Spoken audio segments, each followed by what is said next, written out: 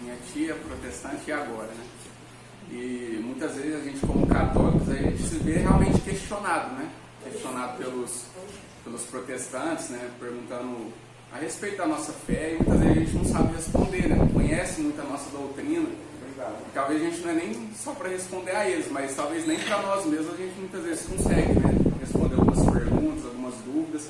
Talvez de tanto eles falar, gera aquela pulga atrás da orelha, né? Não, é verdade, se eu não tiver a certeza daquilo, talvez aquela pode até mexer comigo. Fala, pô, ele trouxe uma palavra bíblica, vem com toda a convicção pro meu lado aqui, será que não é verdade? E a gente vê muita gente deixando de ser católico por isso, talvez uma má formação, não tem um conhecimento, alguma coisa sobre a Bíblia e sobre aquilo que é a nossa fé, a fé católica.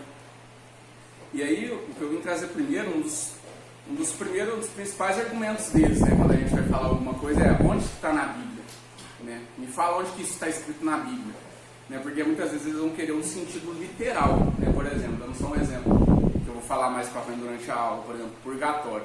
Eles queriam a palavra purgatório lá, né, específica, né? Existe um purgatório. Eles querem normalmente um sentido bem literal. Me prova na Bíblia onde está escrito isso. E aí, um dos nossos primeiros argumentos é esse: a gente não precisa de tudo provar com o versículo bíblico, né? Porque a Igreja Católica ela é fundada em 3 pilares, né? A Sagrada Escritura, o Sagrado Magistério e a Sagrada Tradição. Esses 3 andam juntos. A Sagrada Escritura tem um lugar super importante na Igreja Católica, entende? Mas ela não é o nosso único fundamento. Não é só dela que eu vou tirar argumento, não é só dela que eu vou tirar, vai ser a minha única referência, entende? E aí a primeira coisa é isso: nós não precisamos de tudo, porque senão, se nós for entrar nessa, aí não sei se já aconteceu com vocês, se eles fazem uma pergunta e a gente vai responder, muitas vezes eles não estão muito escutando a resposta, eles já estão pensando na próxima pergunta. Aí você acabou de responder, tá, mas e isso? Aí você vai e responde lá bonitinho, e cita até versículo bíblico, mas e isso? Eles vão querer colocar você contra a parede, porque no final da discussão, se você entrar nesse círculo de perguntas, você vai sair tipo, pô, não sei nada, perdi a discussão. Muitas vezes tem que fazer que nem Jesus, né? Você dá uma pergunta e joga outra, entende? Tipo assim, joga uma pergunta para refletir, não fica querendo dar resposta em tudo. Aí, eu falei desses 3 pilares da Igreja Católica, e ele, né, os reformadores, né, começando por Lutero, eles se baseiam em 5, né, vamos dizer assim, 5 pilares, né? Eu vou focar mais em 2, porque os outros, querendo ou não, tá dentro desse, né, que é a sola escritura, né, e a sola fide, né, a sola fé, né? E os outros pilares dele é só a graça, a glória só a Deus e só Jesus. E aí o que eu vou focar é nesse, né, só sagrada sola escritura e sola fide. Aí eu peguei aqui de um site protestante mesmo, chama Crer e Pensar, que eles falam sobre a sola escritura. Reafirmamos a escritura inerrante como fonte única de revelação divina, escrita, única para constranger a consciência. A Bíblia sozinha ensina tudo o que é necessário para a nossa salvação do pecado, e é o padrão pelo qual todo comportamento cristão deve ser avaliado. Esse é assim, bem resumidamente, o que é a sola escritura, né? Que foi, né, Lutero chegou a essa conclusão, e os reformadores, né? Que só a Bíblia como fonte. Aí eles vão usar passagens como o salmista que escreve, né, que a palavra é a lâmpada para os meus pés e a tua palavra é a luz para os meus caminhos. Outra passagem que eles usam é: retira de Satanás, porque está escrito, ao Senhor teu Deus adorarás, só a eles darás culto, querendo dizer que Jesus usou da Sagrada Escritura para argumentar. Outra passagem que eles usam é: que se alguém lhe fizer algum acréscimo dessas palavras, das profecias deste livro, Deus lhe acrescentará os flagelos escritos neste livro, que é uma passagem de Apocalipse. Mas aí, a palavra que nós podemos usar para argumentar, né, já que eles gostam de argumentar com a Bíblia, tem as passagens bíblicas que provam a questão da tradição. Não é tudo aquilo que Jesus fez, que Jesus falou, que foi escrito, né? A tradição é isso, essa linguagem oral. E os apóstolos beberam disso e passaram isso. Né? Em uma passagem, que está lá em Colossenses, capítulo 1, versículo 23, para isso é necessário que permaneçais fundados e firmes na fé, inabaláveis na esperança do evangelho que ouvistes, que foi pregado a toda criatura que há debaixo do céu, e do qual eu, Paulo, fui constituído ministro. Outra passagem que a gente vê a tradição, está em Romanos. Logo, a fé provém da pregação, e a pregação se exerce em razão da palavra de Cristo. Pergunto agora, acaso não ouviram? Claro que sim, por toda a terra correu a sua voz, e até os confins do mundo foram as suas palavras. Não falou aqui, acaso não leram? Não, acaso não ouviram. Ou seja, a igreja foi, já o início dela foi dado muito pela tradição oral. Não foi tudo escrito. Não, vamos fazer, peraí, vamos escrever, vamos documentar. Não, vamos escrever. Não, teve essa tradição. Paulo fala de novo em Coríntios: assim, pois, irmãos, ficai firmes e conservai as tradições que de nós aprendestes, seja por palavras ou seja por carta nossa. Ou seja pela escrita ou seja por palavras. O que de mim ouviste, em presença de muitas testemunhas, confia a homens fiéis, que por sua vez sejam capazes de instruir a outros. Por eles sereis salvos se conservardes na memória como vou-lo preguei. De outra forma, em vão terias abraçado a fé. E no Evangelho de João, fez Jesus na presença dos seus discípulos ainda muitos outros milagres que não estão escritos neste livro. Jesus fez ainda muitas outras coisas. Se fossem escritas uma por uma, penso que nem o mundo inteiro poderia conter os livros que deveriam escrever. Ou seja, já aqui se baseia esse outro pilar da igreja, que é a Sagrada Tradição.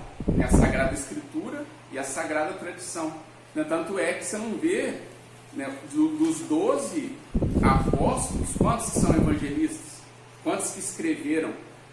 Foi ali o único evangelista, os dois únicos evangelistas, João e Mateus, e a gente vê os outros que escreveram cartas, igual o Paulo, que é um apóstolo que depois foi dado como apóstolo, mas a gente vê, se eu não me engano, acho que essa conta eu não fiz antes, mas 8 ou 9 dos apóstolos nenhum escreveu alguma coisa. Eles pregaram, São Tomé mesmo. São Tomé foi um dos que, se for ver a tradição dos apóstolos, foi um dos que pregou aqui nas Américas. E você não vê um escrito de São Tomé, ele pregou, ele não escreveu.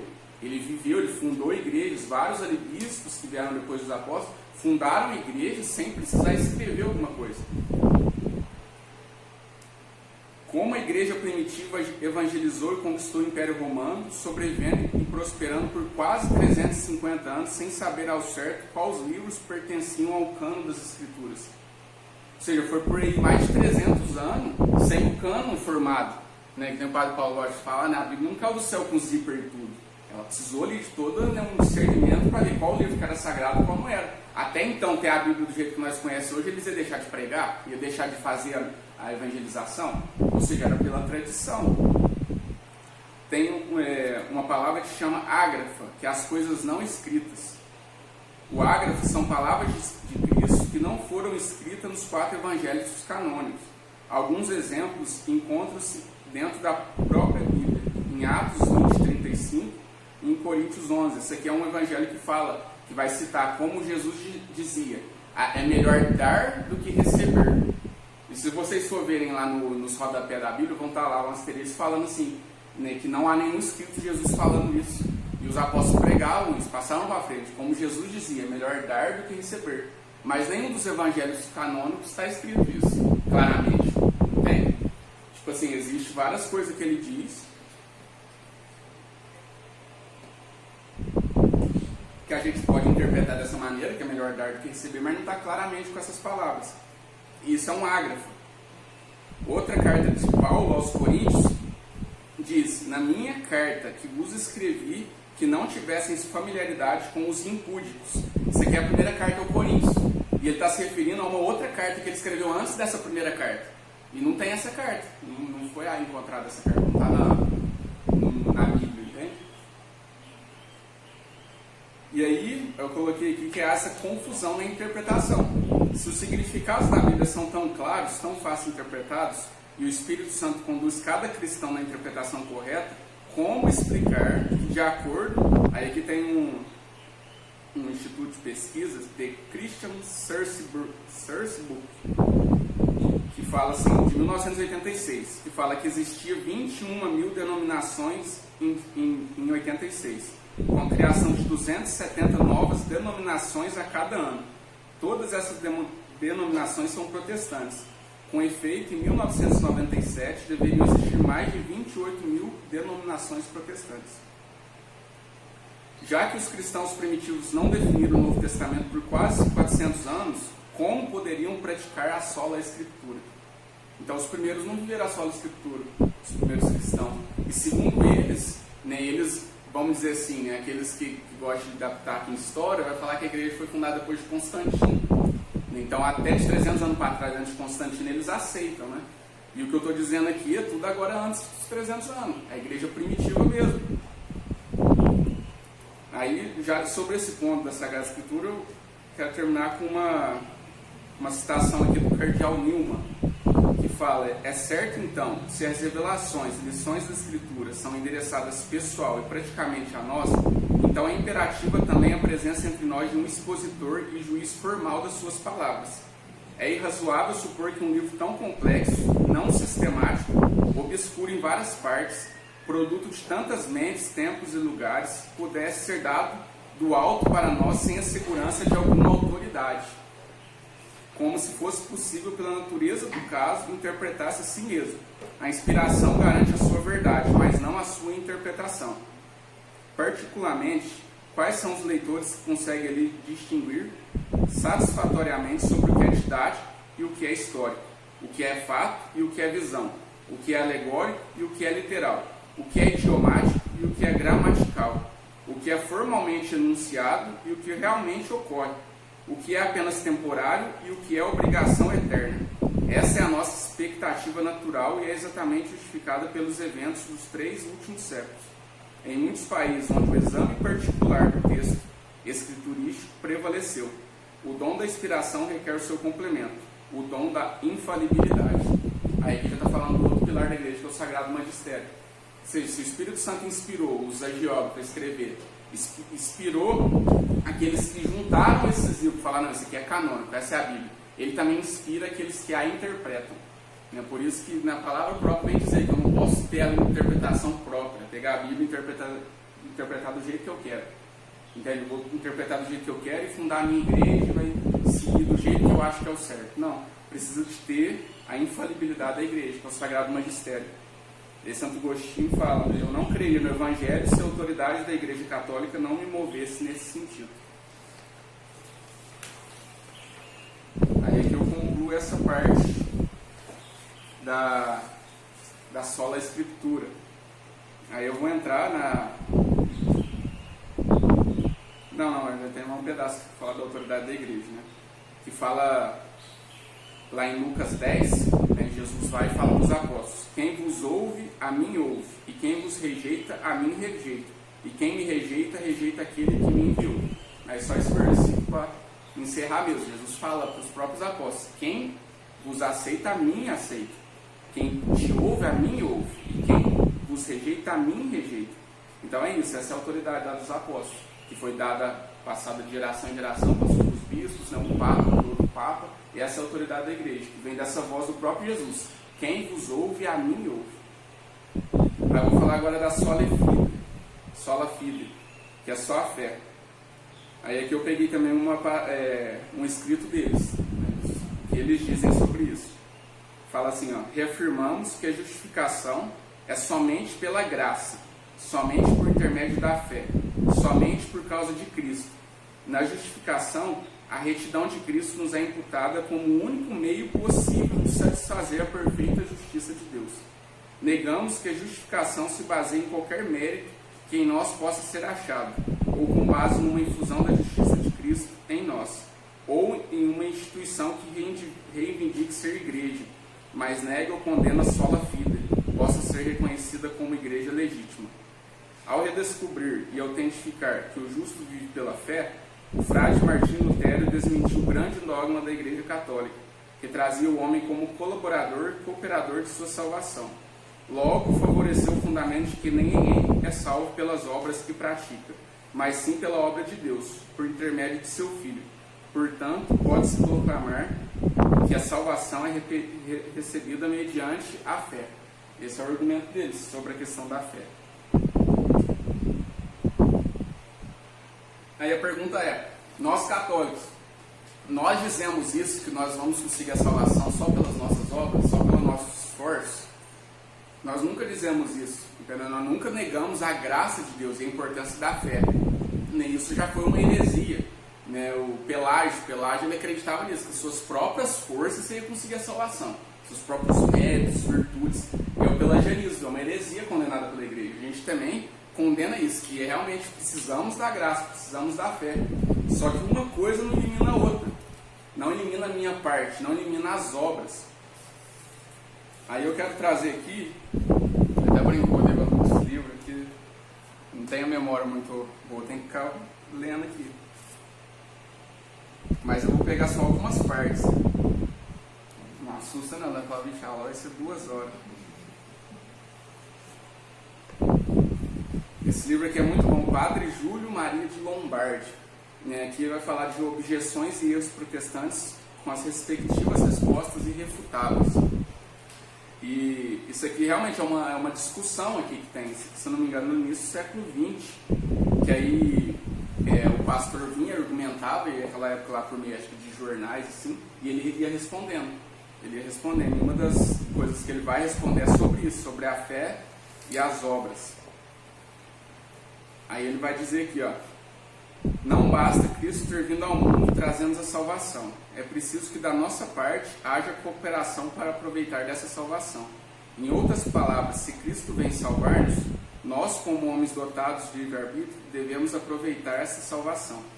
Devemos querer e agir, corresponder à bondade e misericórdia do Divino Mestre. E aí ele vai trazer alguns textos de São Paulo. Isso aqui ele já até fala assim, não, no começo eu nem vou citar São Tiago, não, porque a carta de São Tiago é bem clara, né? A fé sem obras é morta. Isso é muito claro, só que ele já vai citando várias coisas, porque os protestantes eles vão pegar passagens de São Paulo. Uma das passagens que eles vão citar, acho que eu não notei aqui, mas fala que é aquela passagem lá, né, que não é pelo nosso mérito, né, é só pela graça que vamos conseguir a salvação. E aí ele, para rebater, ele vai citando São Paulo também. Aí ele cita aqui, ó: consideremos uns aos outros, para nos estimularmos a caridade e as boas obras. E lá em 1 Timóteo: manda aos ricos que pratiquem o bem, que se façam ricos em boas obras.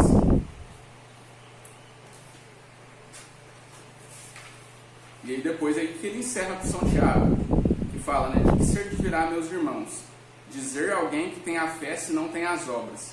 Portanto, poderá a fé salvá-lo? E se o irmão ou irmã estiverem em uso e precisarem do sustento cotidiano? Mas se disser a alguém de vós: ide em paz, aquecei-vos, porém não lhe der necessário para o corpo, de que servirá? Assim também a fé, se não tiver obras, em si própria está morta. E aí uma frase aqui que eu acho que resume tudo: a fé produz as obras, e as obras nascem da fé.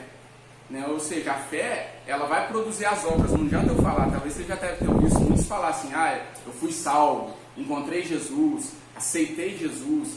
Muitas dessas expressões que é como se fosse assim: não, estou salvo. Até uma das linhas do protestantismo é o calvinismo, e eles acreditam na predestinação, né? E uma das coisas que eles falam é que Deus tem como se tivesse 2 amores: o amor de pai e o amor salvífico. Ou seja, se você tem um amor salvífico, você foi escolhido por Deus. Se você não tem esse amor salvífico, quer dizer que senão vai ser salvo. Eles têm esse argumento. E aí por isso que você vê muito isso: eu fui salvo, eu encontrei Jesus e tal. Mas basta isso? Nossa, eu aceitei Jesus, está tudo certo. Porque se eu não tiver uma fé verdadeira, não basta falar que eu tenho fé. Não, eu tenho fé, eu conheço a Bíblia, eu conheço a palavra. Tá, mas ela naturalmente vai produzir em você obras. Jesus não fala, né? Aquele que constrói a casa na rocha é aquele que ouve as minhas palavras e as põe em prática. E põe em prática é o quê? Nada mais do que as obras. Nada mais do que eu dar testemunho, do que eu viver a fé. Eu viver a palavra. Não tem como, não, eu tenho fé. Nem fazer só más obras ou continuar no pecado. Não existe isso. A fé, ela vai produzir as obras. E as obras eu vou conseguir por causa dessa fonte que é a fé. Ou seja, uma coisa anda junto com a outra. Eu preciso da graça também para produzir as obras. Mas aí que está a questão da interpretação. Que uma coisa não vai eliminar a outra. Eu não posso só falar que eu tenho fé. E também não posso ser como Pelágio, achar que só pelas minhas obras eu vou conseguir.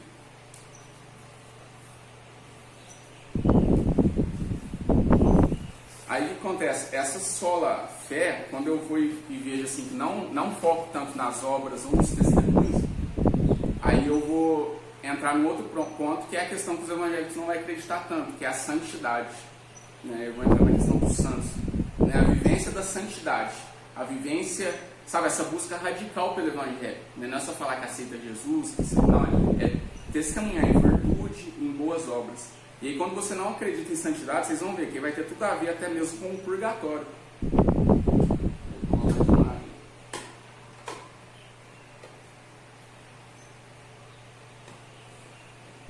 Até então tá dando para entender? Tá fazendo sentido?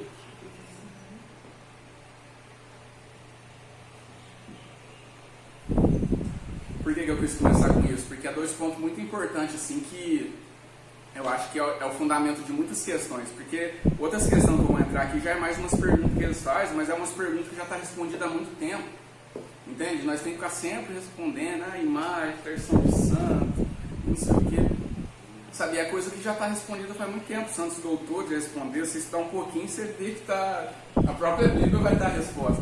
Mas assim, existe algo que é mais profundo, entende? Essa questão da raiz, dessa sola fé, dessa só escritura, vai levar para isso. Se levar pela sua fé, é o próprio Lutero, né? Tipo assim, ele lutava contra ele mesmo, via que não conseguia viver a santidade, ele chegou à conclusão: eu posso pecar muito, mas se eu aceitar muito, pedir perdão muitas vezes, pronto, está resolvido.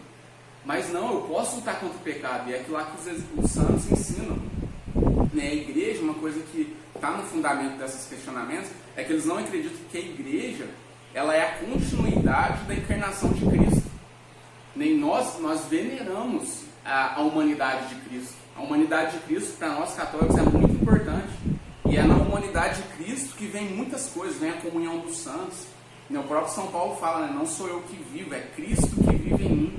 E ele fala: eu completo em mim as dores de Cristo, os sofrimentos de Cristo. Mas o que é isso? Completar nele os sofrimentos de Cristo. É como se o sofrimento de Cristo não tivesse já completado na cruz. Mas não é isso, isso é a continuidade da encarnação. Jesus é a cabeça e nós somos os membros. E nós devemos viver de tal modo que Jesus nos ensinou. Nós temos que buscar esse exemplo. E esse exemplo, vamos dizer assim, colocar a barra lá em cima, é a busca pela santidade. A gente não pode ser medíocre, ficar só no só aceito Jesus, está tudo certo. Não, é a busca da santidade. Aí eu quero entrar aqui na intercessão dos santos.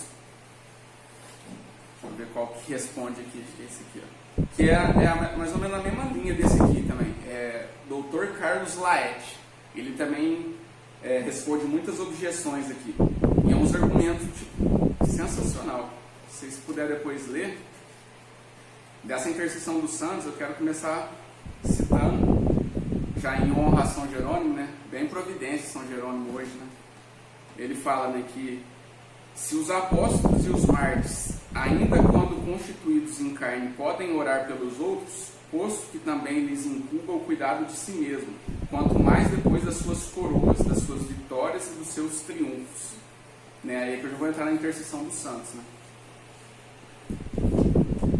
Ele vem trazer um argumento aqui que a intercessão não acaba no céu. Ele fala aqui, ó: digo que eles vão argumentar, esse pastor que ele rebate aqui é um pastor específico da época dele, só que é umas coisas que você vê que muitos repetem, que eles falam que quem já morreu, quem está lá, não tem conhecimento do que está acontecendo na terra. E aí ele vai citar aquela passagem de Abraão, né, que Abraão disse-lhes: eles, os irmãos do mal rico ainda vivos, lá tem Moisés e os profetas, ouçam-nos. Lembra daquela passagem onde Lázaro, e aí ele vai, né, para o céu, aí o outro vai para o inferno, que não ajudava ele, e ele começa a pedir para Abraão, né, e ele vai citar dos irmãos dele lá, dos irmãos, da família, ou seja, já mostra que eles sim sabem do que está acontecendo na terra. Outra passagem que ele diz é São Lucas: digo-vos que haverá maior júbilo no céu sobre um pecador que fizer penitência, que sobre 99 justos que não necessitam de penitência. Ou seja, se um pecador se converte aqui e no céu há um grande júbilo, quer dizer que eles sabem o que está acontecendo aqui no céu, aqui na terra. Logo o céu, isso é a corte celestial dos anjos e dos santos, conhece o labutar dos homens, em busca de salvação. Porquanto, se assim não fosse, não poderia haver tal regozijo, além por coisa que não se vê nem que se conhece. Quem há que se compreenda? E há uma grande tradição dos santos, toda a história da igreja. Aqui ele vai citar vários da época da igreja primitiva. Não dá para me citar todos, porque eu estou lendo muito, talvez fique meio cansativo, mas é porque é muito importante esses trechos aqui que ele cita. Ele vai citar aqui que Orígenes, lá do dos primeiros séculos, ele fala assim, ó: o pontífice não é o único que se junta aos que oram, mas os anjos e as almas dos santos mortos oram também com eles. As almas dos que foram supliciados por darem testemunho de Jesus, inutilmente não se apresentam ao altar celeste, mas obtêm a remissão dos pecados para os que oram. Logo, que sejamos agradáveis a Deus, temos certeza da benevolência dos anjos, seus amigos, das almas e espíritos bem-aventurados. Eles conhecem os que são dignos da amizade de Deus, auxiliam os que querem honrá-los, e lhes propiciam, juntam as nossas preces e oram conosco. Então o que acontece? A intercessão dos santos é algo que desde a igreja primitiva já se conhece. Ele cita aqui algumas passagens também do Antigo Testamento. Só que isso não é muito argumento para nós, porque a passagem de Macabeus, de Tobias, esses livros não tem na Bíblia deles. Mas ele trabalha dizendo que sempre teve essa intercessão dos santos, que Deus pede para isso, para que se haja essa intercessão, essa comunhão dos santos.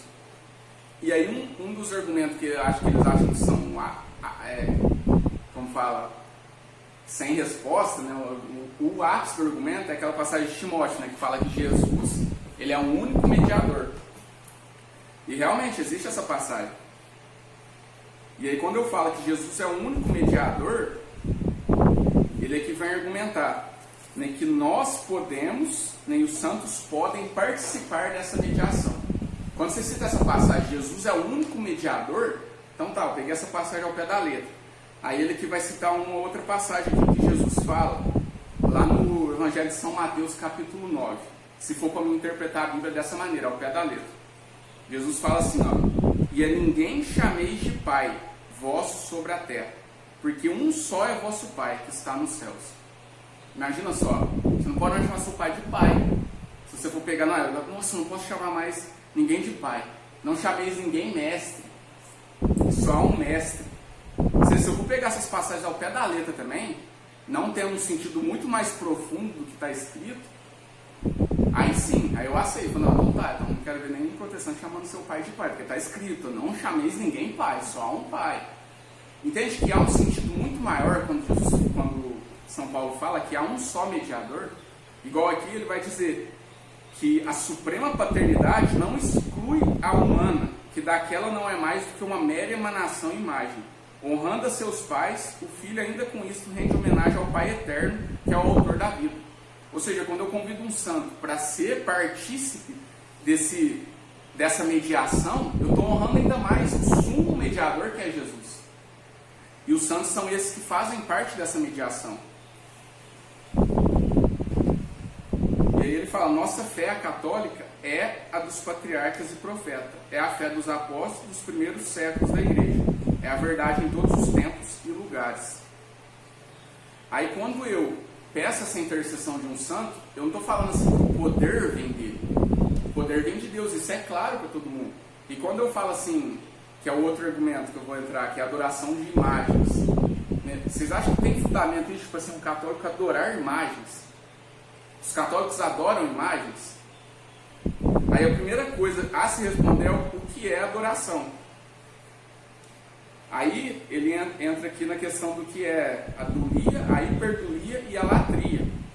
Todo sofisma protestante versa, pois, sobre um equívoco, um multissenso, tomando-se o vocábulo culto sem distinguir a tríplice acepção de culto supremo, único devido ao onipotente, ou seja, o culto de latria, a veneração especial tributada à Mãe de Deus, o culto de hiperdulia, e a veneração dos santos, ou culto de dulia. Ou seja, se eu entendo que é latria, que é adoração, que é quando eu reconheço Deus como o único Deus, o único Criador, Salvador, é aquele que criou todas as coisas, isso é adoração. Se eu presto esse culto de latria com Ele, eu entendi que isso é adoração. E quando eu venero o santo, que é a questão da dulia, a veneração, que quer dizer honrar, é muito distante, há um abismo entre isso. Seria inclusive loucura isso. Seja adorar uma imagem, seja adorar qualquer outra coisa. E aí a latria já entra nessa questão. Tudo aquilo que é uma idolatria é algo que eu coloco no lugar de Deus, que eu adoro e coloco como centro da minha vida. Não é só imagens. Qualquer coisa pode ser idolatria. Eu posso idolatrar o dinheiro, o poder, a fama, o prazer. Tudo pode ser uma idolatria. Ou seja, a latria e a idolia, que é o que nós fizemos com os santos, com as imagens, tem um abismo gigante. Então a resposta muitas vezes é isso, não é só, eu não adoro imagem não. Beleza, por quê? Porque é muito diferente. Você sabe o que é imagem, o que significa imagem, o que significa adoração? A primeira coisa, falar para eles, mas o que é adoração? Aí se eles souberem responder o que é adoração, e eles responderem o que é idolatria, eles vão perceber que talvez eles mesmos vão cometer muitas idolatrias. Porque qualquer coisa que você colocar no lugar de Deus é uma idolatria. Mas a veneração, aquilo que nós honramos os santos, e falando da questão da imagem, é um ícone, não é um ídolo. E o ícone é o quê? Uma janela. É aquilo que me remete a algo maior. Né? A igreja, se eu não me engano, de Concílio de Nicéia, que foi trabalhar sobre isso, por causa que teve a questão da heresia da iconoclastia. Foi a época que começaram a destruir todas as imagens. E aí acontece isso, quando você vive um puritanismo desse, tipo assim, a solução para não ter idolatria é destruir todas as imagens. Acaba com esse negócio de imagem, vamos cortar o mal pela raiz. Mas vocês percebem que a imagem, nós estamos sempre diante de alguma imagem. Agora eu estou diante de uma imagem, estou vendo vocês. Você está diante da sua esposa, do seu marido, é uma imagem. Eu estar diante de uma paisagem é uma imagem. Ou seja, se eu faço isso, se eu vejo alguma coisa assim, por exemplo, vou ver a natureza. E aí eu vou, igual muitos aí que tem isso, né? Natureza como deusa, né? Não sei o que lá. Se eu paro na natureza, né? Numa cachoeira, numa árvore, abraço a árvore, o sol, o Deus Sol, isso é uma idolatria, uma imagem que está na minha frente, que não vai me remeter ao Criador. Eu vou parar nela, e ali que está a fonte de todo o poder. Entende? Mas se eu olho para a natureza, contemplo uma paisagem, contemplo o sol, nascer do sol, pôr do sol, e glorifico a Deus, aí que está o negócio. Eu estou venerando aquela paisagem, mas com isso eu estou adorando o Criador. Entende? Isso é o ícone, isso é a janela. Sabe? É isso quando nós olhamos para uma imagem, aquela imagem pode cair, quebrar, e ele não vai deixar de ser Nossa Senhora, que já está no céu, não vai deixar de ser aquele santo. Entende? É um ícone que vai me remeter a Deus, e não é para parar no santo também. Vai me remeter ao santo, que logo já vai me remeter a Deus. Né? A questão de Maria, vou falar mais para frente. Mas a própria Santa Isabel na Bíblia fala, bendita és tu entre as mulheres. Não uma mulher qualquer. E o que ela já faz? Minha alma glorifica a Deus. Meu espírito exulta de alegria em Deus, meu Salvador. Sabe, esse é o santo. Né? Nós honramos o santo e já glorifica a Deus. Ou seja, o fim último é Deus. Então não tem sentido nenhum essa acusação. Essa acusação de que nós adoramos imagem. Porque quem fala isso não sabe nem o que significa uma imagem, nem sabe o que significa adoração.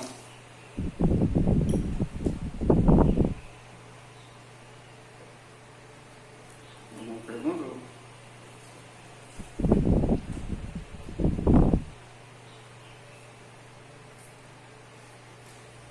Peraí, deixa eu só ver uns negócios aqui que é importante.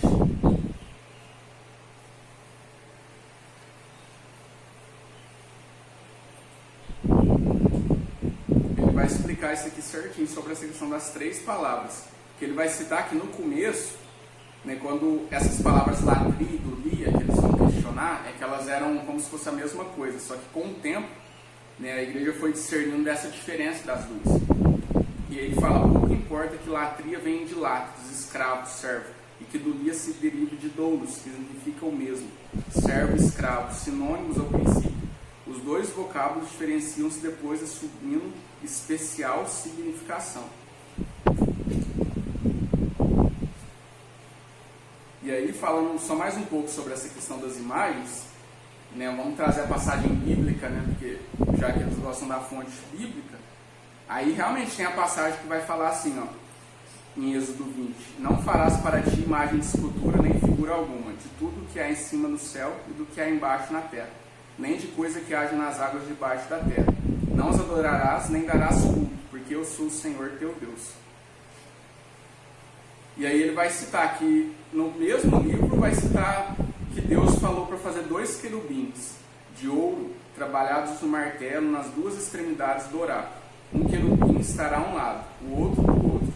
Cubram ambos os lados do propiciatório com as asas estendidas. E depois, em Números vai falar: o Senhor lhe disse, faz uma serpente de metal e ponha-na por sinal. Todo que sendo ferido olhar para ela, viverá. Fez, pois, Moisés uma serpente de metal e pô-la por sinal. E os que estavam feridos olhavam para ela e saravam. E essa passagem o próprio Jesus, né, em João 3, vai citar que essa era uma representação dele, né, que ia ser levantado, né, na cruz, e quem olhar, né, vai conseguir a salvação. Era uma prefiguração. Ou seja, se tinha realmente isso de fazer imagem de maneira nenhuma, a própria Bíblia vai desmentir isso. Então Deus está mudando de opinião. Mas não, é claro, não fazer imagens para adorá-las. E não é o que nós fazemos com as imagens. Isso fica claro que não é o que fazemos. E aí, na intercessão dos santos, vai puxar essa questão de santidade, como eu já disse, por um tema que é o purgatório. Vocês já tiveram protestantes questionando sobre o purgatório? Já? E vocês sabem responder, por exemplo, qual que é o fundamento do purgatório, se isso tem na Bíblia, se não tem? Porque o purgatório, o que acontece? Por que tem muita ligação com a santidade? Porque a gente crê que no céu, para adentrar, né, a gente tem que estar num estado de perfeição, né, no estado de santidade, porque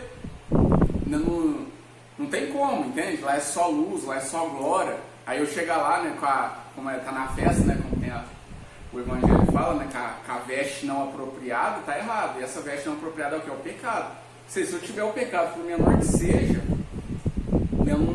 não tá certo eu estar lá, entende? E aí beleza, mas aí se eu cometo um pecado assim venial, né, um pecado assim, não sendo um pecado mortal, e aí beleza, morri nessa hora, vixe, inferno, né? Imagina só, tipo assim, isso acaba sendo até, não sei, não tem muito, até mesmo sentido, né? Esse Jesus que é Deus, que é justiça, que é misericórdia, mas ao mesmo tempo ele tem uma resposta para isso na própria igreja. Porque se eu não estou no estado de perfeição para entrar no céu, mas também não estou no estado mortal para ir para o inferno, que caminho é esse? Aí esse caminho é um lugar de purificação, onde é uma antessala do céu, né, para me preparar para o céu. E aí é que eu quero trazer passagens bíblicas. Né, vai ter muita coisa na história da igreja, a tradição, mas quero trazer como fundamento a Bíblia. Eu coloquei até aqui, coisas pequenas.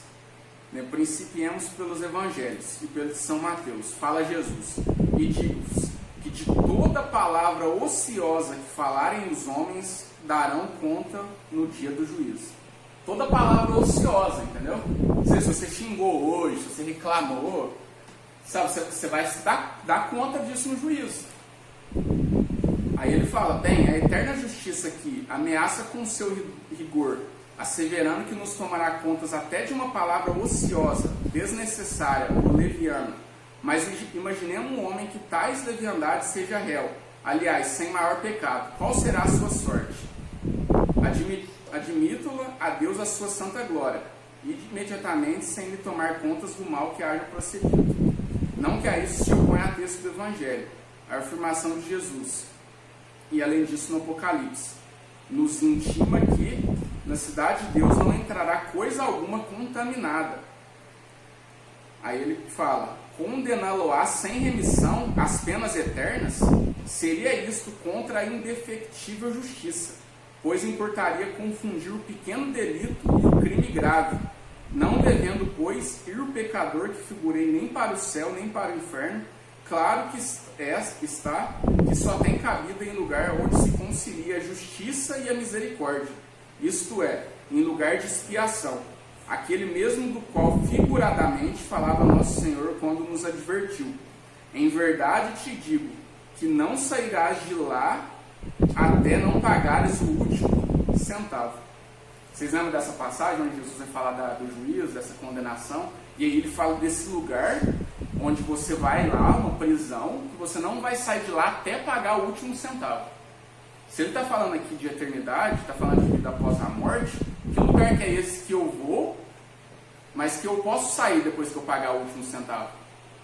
É bíblico isso, é Mateus 5, 26. O próprio Jesus falando. O céu não é, porque o céu não é prisão e se eu estou lá é eterno. Eu também não quero sair de lá. E o inferno, que nós, os evangélicos, os protestantes, concordamos, é eterno também. Não tem essa, eu vou lá, pago o último centavo e saio. Então que lugar que é esse que Jesus está falando? Que eu vou pagar até o último centavo para um dia sair. Esse lugar é o purgatório. E aí a diferença dos pecados. Há pecados pequenos e pecados grandes. O próprio Jesus estabeleceu, já distinguindo contra a palavra proferida contra o Filho do Homem e proferida contra o Espírito Santo. Despachar, pois, a todos os pecadores sem lhes aquilar demérito, ou para a glória ou para as hienas, não seria de um justo e bom juiz. Em resumo, Deus nos ensina que dos mais leves pecados daremos conta. Ele próprio nos declara que há pecados grandes e pequenos, muito diversamente puníveis, ainda que ele nos afirma que no céu ninguém pode estar contaminado.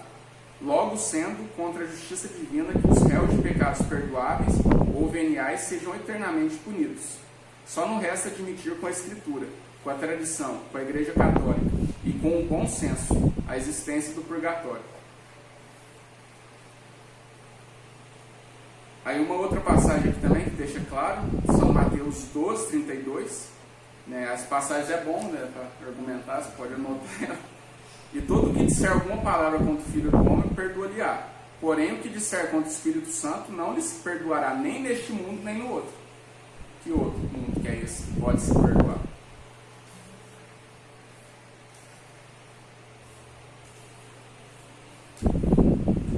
E esse argumento eu achei sensacional também. Fica marquei, sensacional. Que ele fala aqui na Epístola de São João. A primeira Epístola de São João, capítulo 5, versículo 16. O que sabe que seu irmão comete um pecado que não é para a morte, peça, e será dada a vida ao tal, cujo pecado não é para a morte. É o seu pecado para a morte, não digo. É o seu pecado para a morte, não digo eu que rogue alguém por ele. Ou seja, ele está dizendo aqui que é para mim rogar por aquele pecado que não é para a morte. Aquele pecado que é para a morte, não é para mim rogar. Entendamos isso. Neste versículo, o apóstolo, sem a menor dúvida, põe em contraposição os pecados pelos quais não é proveitoso rogar, e aqueles outros pelos quais podemos com proveito pedir, pecados mortais e pecados veniais. Ora, tão somente com relação aos mortos esta distinção tem lugar, sendo com efeito inútil que a Deus oremos pelos que a divina justiça definitivamente condenou às penas eternas, porquanto aos vivos o dizer do apóstolo não é aplicável, sendo certo e indubitável que bem procedemos orando mesmo pelos maiores e mais empedernidos pecadores. Ou seja, isso aqui de não orar por dependendo do pecado, só cabe aos mortos, porque já acabou, já estão lá ou no céu, ou está no inferno, ou está no purgatório, enfim. Não cabe muito rezar, a gente reza, pelas almas, que a gente fala, se estiver no purgatório tem um sentido. Mas isso aqui para os vivos não tem um sentido. Porque aquele lá está no pecado mortal, então não vou rezar por ele não. Existe isso, a gente intercede por todos. Ou seja, essa ordem de dependendo do pecado, se não reza, só cabe aos mortos. Ou seja, existem orações que vão fazer efeito naqueles que já estão mortos, dependendo de onde eles estão. E que lugar que é esse que faz sentido a oração? Porque se no inferno já está condenado e no céu já está glorificado, existe um lugar aí que se vale a pena rezar, se vale a pena interceder, que é para aqueles que estão no purgatório. Aí eu não sei se já está estendendo muito. Porque tem mais uns pontos que eu queria trazer. Que eu trouxe, acho que os mais importantes assim, do fundamento dos reformadores, a sola fide e a sola escritura, a nossa base, Sagrada Escritura, Sagrado Magistério, Sagrada Tradição. Aí eu trouxe os principais argumentos, eu quero citar aqui sobre, que eu até coloquei aqui, mas não sei se vai dar tempo, mas seria bom um dia ter falar de cada sacramento, nem tudo, porque eles vão questionar também batismo de criança, eu coloquei uns temas diversos aqui. A própria Santa Missa, eu quero trazer algumas coisas da missa aqui, Mas assim, uma das coisas que eu mais ouço, né, não sei com vocês, é mais isso, né, de purgatório, intercessão dos santos, né, da autoridade da igreja, de onde que vem isso da tradição, né, e sobre isso, sobre imagens. Agora um pouquinho sobre Nossa Senhora. Eu coloquei aqui sobre a Imaculada. Esse eu tive que jogar pro celular, não economizou livro. Que Maria, ela é imaculada. E aí com Maria, por que nós praticamos a hiperdulia? Né? Que é a mesma coisa, veneração, só que de um modo mais especial. Né? Assim como tem a protodulia, né? Que é só a respeito de São José, né? Porque São José foi o primeiro venerado, porque foi ordenado por Maria e Jesus que obedeciam a ele. Mas aí essa hiperdulia, porque ela é uma honra maior do que a dos santos. Nem se compara, né, a Deus, né, a idolatria, a adoração que é a Deus, mas é maior, é um grau maior. Por quê? Porque ela é imaculada. Para explicar um pouco desse dogma da Imaculada, né, eu vou trazer aqui um texto, né, que é baseado, né, na Bula Inefabilis Deus de Papa Pio IX. Eu vou falar que Maria é o vaso puro e inoxidável através do qual Jesus recebe uma natureza humana imaculada e sem pecado, a fim de que possa entrar no mundo para completar o plano salvífico do Pai. Era necessário que Maria não tivesse uma natureza decaída, pois qualquer participação no pecado original, ou mesmo no pecado pessoal, destruiria sua inimizade com Satanás e o pecado. Por conseguinte, nesse primeiro anúncio do plano salvífico, vemos sua intenção de manter Maria totalmente livre do pecado. A saudação do anjo revela que ainda outra verdade. Sempre que alguém peca, mesmo que cometa o menor dos pecados, acaba por perder ao menos um pouco da graça. Essa é a natureza do pecado. Uma decisão livre de rejeitar a graça que Deus oferece a nós. Para Maria estar plena de graça, ela deveria estar completamente livre do pecado. Aí cabe agora compreendermos como Deus preservou Maria do pecado original. Aí o Papa Pio IX declarou que ela foi preservada do pecado por singular graça e privilégio de Deus onipotente. Maria precisava tanto quanto nós de Cristo a redimisse. Ela foi, como todos nós, redimida por sua morte na cruz. Mas como ela poderia ter sido redimida pela morte de Jesus na cruz antes mesmo de ter nascido? Deus é eterno e transcendente e, portanto, não está submetido às limitações de espaço e tempo. Ele vê todo o tempo, passado, presente e futuro. Não tem como negar isso, né? O poder de Deus. Né? Eu questionar isso é questionar o próprio Deus. Deus preservou Maria do pecado. Não, absurdo. Deus pode. Não pode? É como se Deus olhasse para um trem longo do alto de um helicóptero. Os motores são momentos da criação. E o último vagão é o fim do mundo. E nós estamos em algum lugar entre os dois. Deus opera fora do tempo. Portanto, Ele tomou as graças e os méritos da morte de Jesus na cruz e os aplicou de volta no tempo ao momento da concepção de Maria. Desse modo, Maria Santíssima, como todos nós, fomos redimidos por Cristo, embora por singular graça e privilégio de Deus onipotente. Ela foi totalmente preservada do pecado original. Então é isso, ela foi preservada. Os méritos de Cristo na cruz foi aplicado a Maria por antecipação. Né? Como se fosse, dando, por exemplo, um exemplo. Né? Eu nunca usei droga. Né? Eu fui preservado disso. Né? Como se Deus já me preservasse antes de eu usar. E tem aqueles que usaram e Deus redimiu. Entende? Mais ou menos uma comparação muito boba, né? Mas é mais ou menos isso. Se Deus quisesse, Ele quis, Ele podia fazer isso. Ele aplicou os métodos de Jesus em Maria, porque precisava desse lugar totalmente santificado para Jesus fazer carne, esse lugar totalmente puro, e foi o que Ele fez através de Maria. Aí, para trazer um pouco agora da missa, que é uma outra coisa que eles argumentam, esse livro também é muito bom para a catequese, a fé explicada. Ele vai citar aqui a questão até um subtítulo aqui que fala: a missa tem história. Ou seja, a missa não foi uma invenção dos padres, uma invenção dos papas. E aí ele vai citar, né, de São Mateus a passagem de Jesus, né? Enquanto comiam, Jesus tomou o pão, abençoou, partiu e deu aos seus discípulos, dizendo: tomai e comei, isto é o meu corpo. Tomai e bebei, isto é o meu cálice. Temos já o santo sacrifício e incenso, em básica simplicidade, a consagração e a comunhão. Além desses elementos essenciais do sacrifício, há outras circunstâncias incidentais que nos interessam. Aí ele vai explicar aqui, juntando o catolicismo com os primeiros, aqueles que ainda tinham algumas coisas dos judeus, que vai dizer assim, ó, as primitivas comunidades cristãs, quando se reuniam para a fração do pão, seguiam muito de perto o singelo cerimonial da última ceia, mas os primeiros cristãos eram judeus, e a princípio não perceberam como deveria ser completa a ruptura com a antiga religião do Antigo Testamento.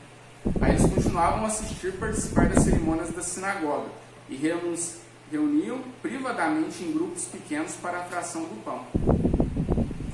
E aí, com o tempo, com a elaboração da missa, essas cerimônias consistiam basicamente em duas leituras, uma do livro de Moisés e outra tomada dos demais profetas, seguidas de um sermão, em tudo entremeado de diferentes orações.